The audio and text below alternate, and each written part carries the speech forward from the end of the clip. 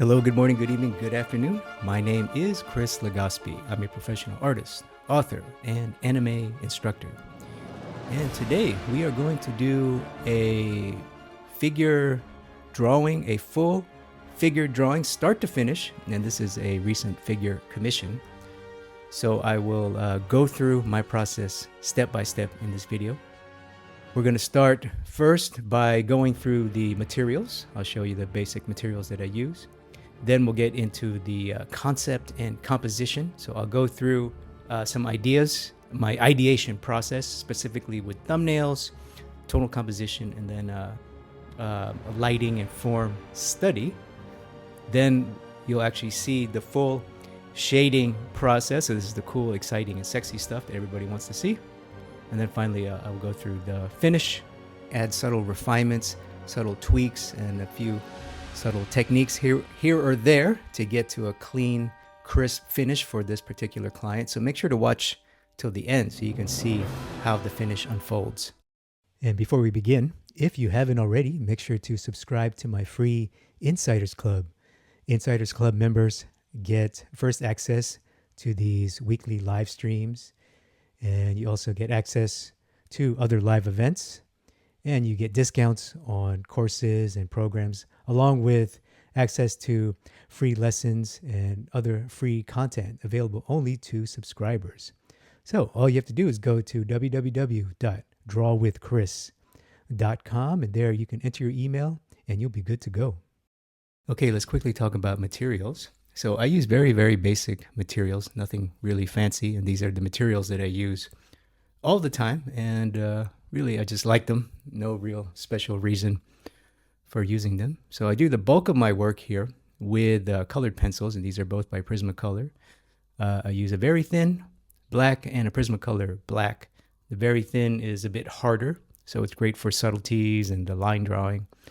The Prismacolor Premier is softer, so that's perfect for establishing the blacks. That'll be how I get my really dark darks, is with the Premier. Now, to do more of the subtleties and the forms and the renderings and the lights, I use graphite. And here I have matte graphite by Faber-Castell, and I use 2B and HB, and these are just great for subtleties.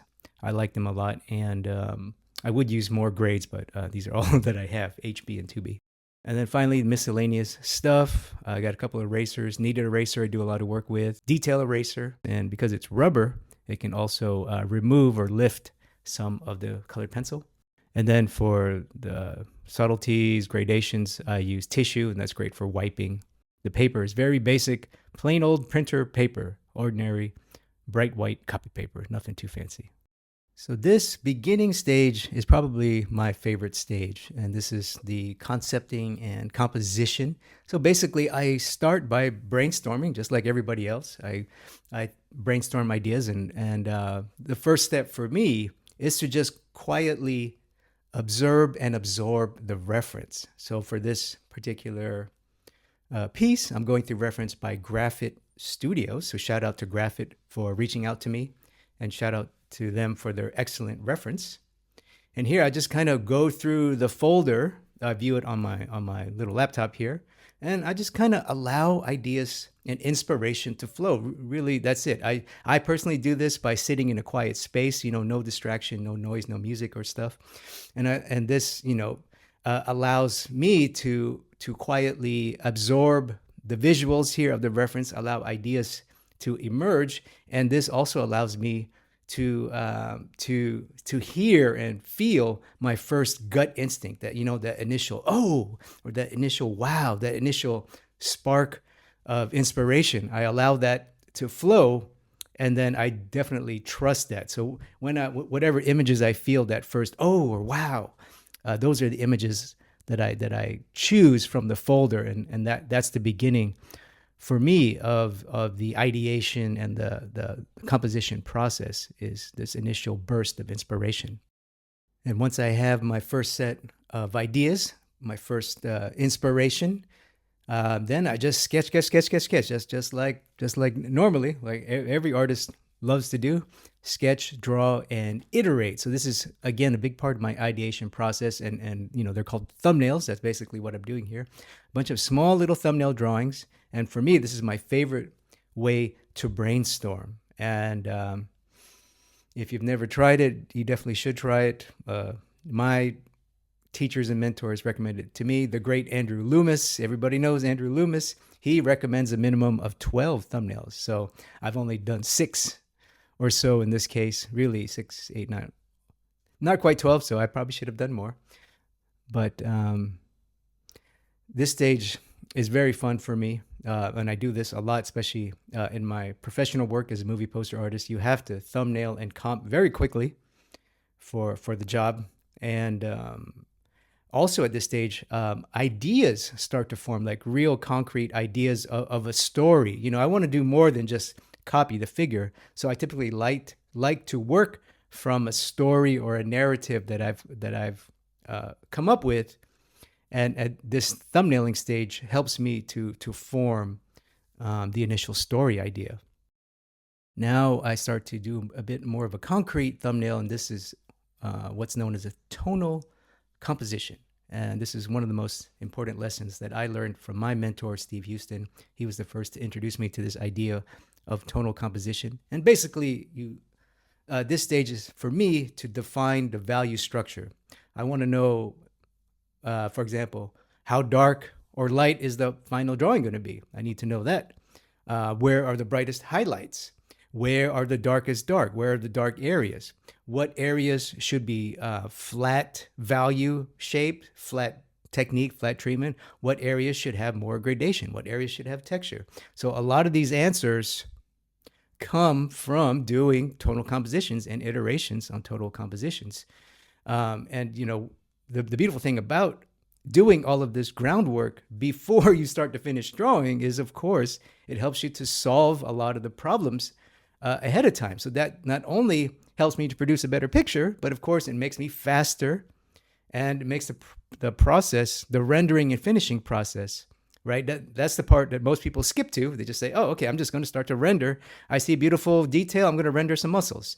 But if you take the time, or because I took the time here to think about the finish and think about important questions like where the darks, where the light should be, it eliminates a lot of guesswork. So the rendering and finishing goes smoother and faster. So a lot of artists and students ask me, Chris, how can I be faster? How can I be faster? I'm like, well, one of the ways that helps me go faster is I actually think. I think and I plan ahead of time. And that's what tonal composition does for me. It helps me to think and plan visually ahead of time. So I have a much more clarity when I come to execute the final drawing. And the final piece of my early concept stage, early composition stage, the pre-work, the groundwork, is to do a little figure study. So what this is, I just basically take a reference and I do it like a quick, small little sketch, small little study. So now I can start to, have a little bit of fun and do some rendering, draw some muscles. That's the stuff everybody skips to. And so for me, I typically do this stage. It just kind of helps me get a feel for the figure, the light specifically, and some of the important forms and details. It's a practice run. It's a rehearsal for the finish. So again, I can work out some problems, and I can start to see like, oh, okay, this area I should make brighter. Oh, this area I should use this technique. Oh, this area I should do more form modeling. Or this area, okay, I need to be careful in this area. This area is tricky, it's not quite clear on the reference, so I need to spend a little extra time here and be more cautious. So you see, it just more and more groundwork, more rehearsal, more practice. It just gives me more and more and more clarity. So when I'm ready to execute the finish, I have a lot of clarity, and I have some practice now, so that I can execute very crisply and very sharply. Okay, now that the hard work is done, we can start the shading process. So this is the cool, sexy, and fun stuff that everybody wants to skip to. But I hope after watching this video that you start to appreciate a bit more of the groundwork and try some of the compositional ideas. All right, so to begin the shading, we need a clean line drawing, or that's what I like to start with. I like to work with. So here I just transfer a clean, tight lay-in or line drawing in this case onto the paper. And for this particular example, I had a frame in mind, so I was quite careful, and that's why you see some of these guidelines here. But it's of course it's not necessary. But in this case, I thought, hey, I have a frame in mind. Why not? Let's give it a try. So once I have my line art, the first step to shading is filling the shadow mass. So I basically take the shadow shape and fill it with a tone, and you can do this many ways. And I'm starting with a basic, sort of a half tone value, and I'm using my very thin Prismacolor pencil here. And for this particular drawing, I'm using a bit more of a hatching technique. Now, you don't have to use hatching technique. Here, I'm using it because A, it kind of suits the story and the idea that I want to communicate. And B, it kind of looks cool and it's fun. So that's all really. No other special reason. So, you don't have to use this technique. You can fill it any way you want. But for me, the most important thing is when you do fill your shadow mask is to make sure that it's smooth. No matter what technique you use, you want the tone shape or the tone mask to be as smooth and as clean, as even, as uniform as possible, so that it creates a nice, pretty base of marks. Obviously, these initial marks will be the foundation of the drawing. So you don't want your first foundational marks to be ugly and choppy. You want them to be smooth and silky and pretty and clean and pretty as possible. Now I continue with the shadow mask, but here I'm refining the shadow mask. First by making it a bit darker, so this will help to bring out the value that I need. The shadow does need to go a lot darker. And it's also going to soften the tone. The tone has a bit of that the texture, the hatching I use creates texture. So we're just going to soften that up so that looks nice. And then basically going to slightly darken and soften the edges where I need, wherever I need form edges and core shadow edges, just basically make them softer and start to add subtle variations in the tone, but basically keeping it still very flat and not rendering detail. That's the key here. That's the key to this stage, the first pass of the shadow mask, first and second pass, is just keep it flat, even, and clean and uniform until we are ready to start to add, suggest detail in the shadow. So that will come much later. But basically here, same intention as the beginning, keeping it flat and crisp and clean and smooth, but now adding a bit more subtlety and refinement, and especially making it darker. And as you can see, as I continue with the refining of the shadow mask, making it darker, I'm also being considerate of the focal point areas.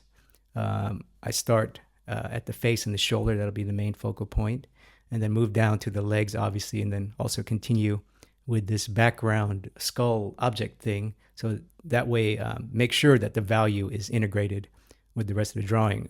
Even though, I don't want too much attention on the background or on the lower section, the legs, for example. I don't want too much attention there, but I don't want it to be totally flat and out of place, and especially value-wise. So that's basically what I'm doing here. Just refine the shadow mask and start to think about, start to think ahead to the later stages where the focal points will be further emphasized. And the last stage of this initial shadow stage is to define the darkest darks. And here I'm using the Prismacolor Premiere, so this will be my black. And this just kind of helps not only to set the value structure, so I know where my darks will be. I already know that the paper will be the highlights. I'll leave the paper as the highlight. So now I have my brightest bright, my darkest dark, and this will help me to gauge the halftones, which will come later, which will come next. That's the cool part of the rendering as well. And it also adds a little bit of depth because these dark accents, I typically put them in occlusion shadow areas, deep recessed areas. So it creates a little bit of depth as well. Now that I have my darkest dark and lightest light, now I can start the halftone. So really, because I know how dark I'm going to go, how light I'm going to go, I can make very good decisions with the halftone. I know exactly how dark or how light I need to make them. And for this stage, basically, first going to begin with a flat tone. Basically, try to treat it like a graphic flat shape and just put some halftone there so that I know what it looks like. So I know, oh, okay, this is what my halftones will be. And it may look like I'm rendering form here. I'm thinking about form. Yes, I'm aware of the form, but I'm not rendering at all. Basically, what I'm doing is very simple gradations. So, if for a cylinder, for example, I know, okay, I need to gradate to create the illusion of a cylinder. And I know, oh, the light's coming from the top. I need to gradate from bottom up. There's a subtle cast shadow here, so I need to gradate that as well. So using gradations, and this is a great technique because it's very simple and it's fast, and it just quickly creates the illusion of a real light and shadow effect. And that's what's so beautiful about gradation. It's very simple, easy to use, but if done correctly, it gets a lot done very, very quickly with minimal effort. And of course, I start at the top areas, start at the focal point areas, then I slowly work my way down to the bottom and secondary focal point areas, specifically the leg and the knee. So the knee is going to be one of the bottom lower focal points. So I want to spend a little bit of time here. And here I'm starting to think about subtleties and form. I'm going to do most of that work with graphite, most of the subtleties with graphite. That's what you're seeing here. So now I'm starting to think about form because the halftones in the upper area are pretty established. So now this helps me to define what the level of detail at the lower areas. So this is great. Okay, finally we're moving towards the finish now. So really it's pretty much done. All of the initial halftone work is done. Now I get to model some form. Now I get to add some detail. This is again, a lot of people skip straight to this part, but I hope you appreciate the process here and maybe think about not doing that. So here I'm starting with the focal point 1, the upper shoulder, the face. The shoulder feels pretty good. The arm, the face feels pretty good. Now I'm doing the subtle muscles at the lat here, the upper rib cage, basically areas near the first focal point. That's where I'm starting. That's where I'm focusing. And I'm just going to work until it looks done and complete. What I do here is a lot of stepping back too. I do a lot of stepping back. I do a lot of mirror flipping, look at it reverse. Basically try to get a fresh perspective and try to see it zoomed out. I really advise against drawing with your face glued to the paper. You want to step away. I do all the time. Obviously, it helps me to get that beautiful, clear read that I want, the poster read, just make the picture more impactful. If it looks good from a distance, if it looks good as a tiny thumbnail, basically from a distance, then you have a good chance of making a beautiful picture, a better chance. So that's all I'm doing here, moving towards the finish, refining, modeling now. Now I'm seriously modeling now, using a lot of graphite, using a lot of detail eraser, as you can see, going back, refining, wiping, just doing whatever it takes. But basically, for me, I'm doing a combination of both refining edges, refining values, and suggesting form. Even though I am quote unquote rendering, I am adding quote unquote detail, I'm still doing a lot of suggestion, especially in areas as I get away from the focal point. For example, now moving down towards the legs, I definitely don't want to put as much detail as the shoulder, right? If I want to follow a hierarchy, and that's another fantastic thing that transformed my work, was understanding the idea of hierarchy. Basically, you can't render the whole thing to the same level as the whole thing, right? Let's say the face is rendered to a level 10, a scale of 0 to 10, 10 being, 10 being finish. You don't want to render the foot at a level 10, which is, again, a very common thing to do if you're not thinking, if you're not planning, if you're not doing the groundwork.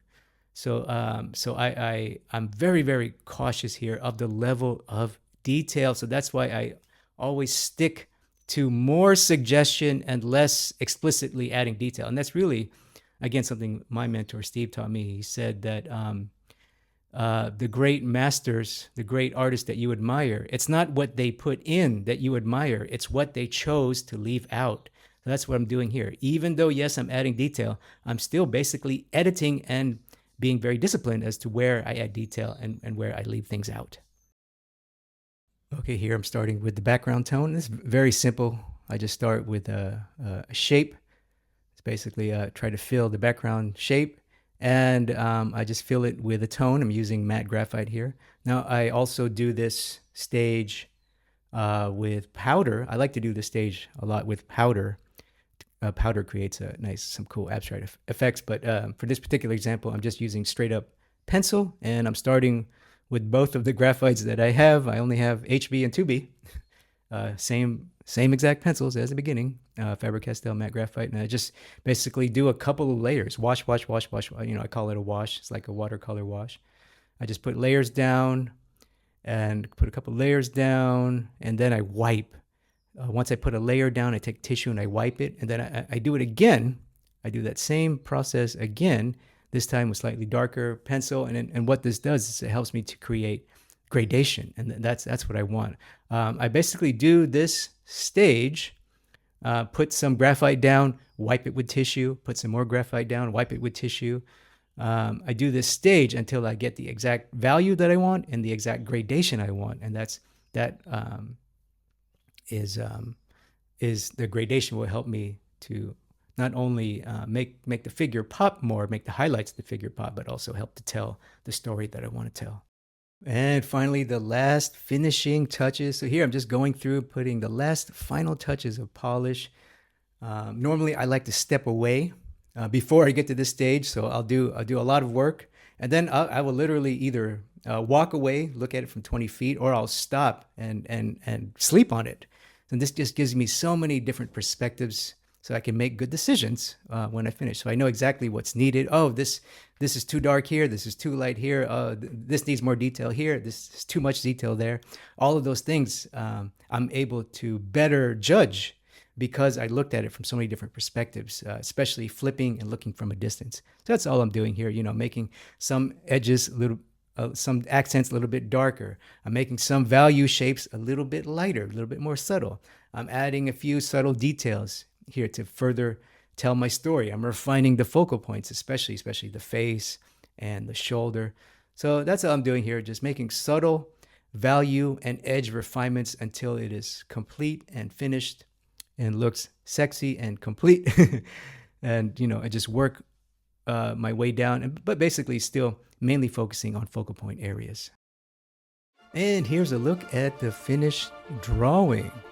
So that's in this video. I want to thank you for watching, and I want to thank Grafit Studios for reaching out to me and for their gorgeous reference. Definitely check out their site here. You can check them out at this URL, or click the link in the description below so you can get your hands on this exact reference. You can maybe follow along with me.